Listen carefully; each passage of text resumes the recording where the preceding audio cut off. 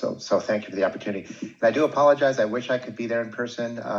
Although the company I work for, Nuvve, is based in San Diego, I'm actually work out of my home office in central Vermont, and I'm actually on the Maine coast this week. So my apologies for not being there in person. Rhode Island is near and dear to my heart. I actually spent 2 years in Smithfield. I transferred as a junior at Bryant University. I won't tell you when I graduated. It was a few years ago, but I really have great memories of Rhode Island and New England more generally. It's just such a beautiful place to live and do business. So Nuvve is a vehicle-to-grid technology company, and we were very fortunate to have had the opportunity to collaborate with Westerly. I know there's been unanticipated delays, but we're getting very close. So we're very excited about their interest and willing to kind of be one of the first to electrify their fleet and experiment with vehicle-to-grid technology.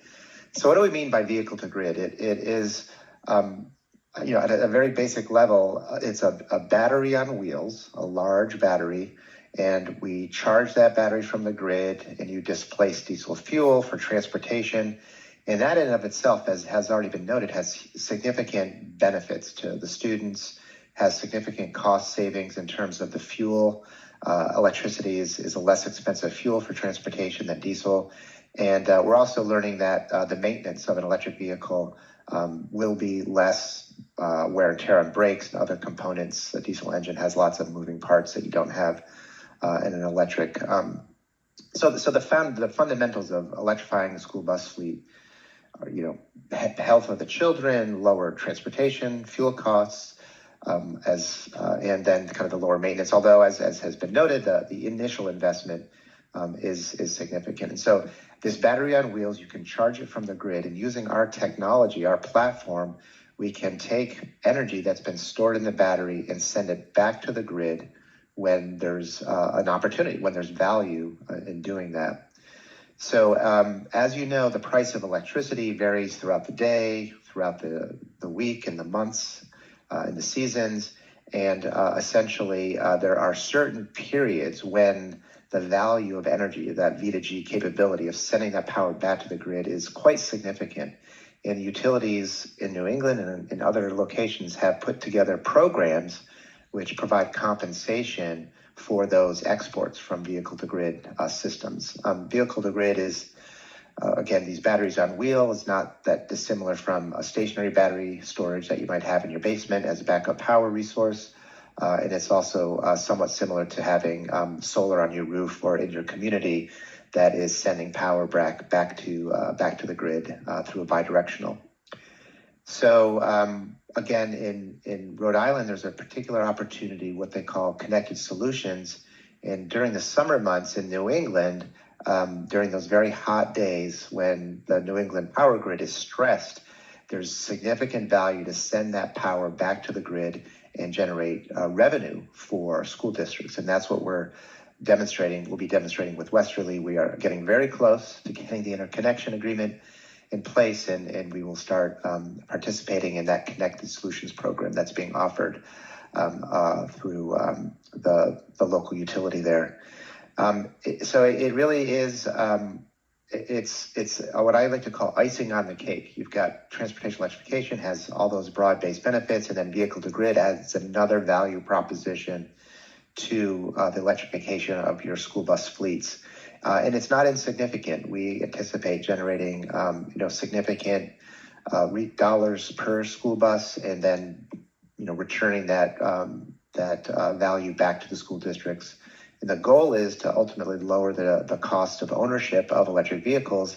Then that perpetuates and creates this kind of virtuous cycle where it'll encourage additional investment in electric vehicles and the associated infrastructure. So it's I know it's still early days in the technology, but our technology is commercially available today. We've worked with Bluebird, Lion Electric, and we're working with other bus manufacturers. Every Bluebird bus is bidirectional capable. The Lion Electric school bus is an option when you purchase your bus. And then we have a bidirectional charging station, 60 kilowatts, as was noted. It's manufactured by Rhombus, but we integrate our technology, our software into that device, into the Bluebird electric school bus. And these devices are interconnected through the utility system. It's kind of a new device that utilities are still kind of trying to understand, and we're working with utilities to expedite that interconnection process. But we are deploying these at scale. We have megawatts of V2G deployed in California. We've just completed an installation in Long Island, which is about 600 kilowatts worth of V2G capability. In the Westerly project, I believe, is 260 kW bidirectional charging stations. So it's 120 kilowatts of a resource, which is it's a sizable resource, and it has value to the grid. And I'll just finally just say, school bus in V2G really is what we call the tip of the spear. It makes a lot of sense. It's got a very large battery. It's sitting idle for weeks at a time during the summer, exactly when that value of that resource is at its highest. And so we can send that power back to the grid, help support the grid, the utility, and generate value and revenue for that school district. And then, in fact, there's some of our work is identifying, a lot of folks talk about, the impact on the battery from using it for V2G. And our experience has shown that a battery sitting for weeks or months at a time during the summer isn't healthy. And in fact, using this V2G capability can actually perhaps even extend the life of the battery. So we're excited about that additional benefit that vehicle to grid can bring to school bus fleets. So that's a kind of a quick overview of the technology and what we're trying to accomplish and what we're doing across the country.